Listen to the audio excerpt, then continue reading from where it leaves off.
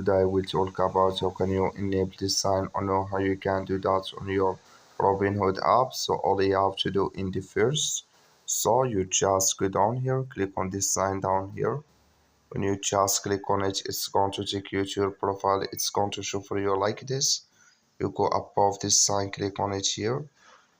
So when you just click on it here, it's going to take you to this list. It's going to show for you like this. Click here on settings. Then it's going to take you to this list. Click here on notifications in the messages here. You click here on push notifications here. So then it's going to take you to this list. It's going to show for you like this.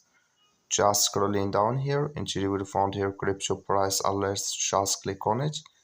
Then it's going to take you to this list. Just scrolling down here. You click on this sign, then it's going to enable with you. That's all. Thank you for watching. Don't forget to support us by liking and subscribe.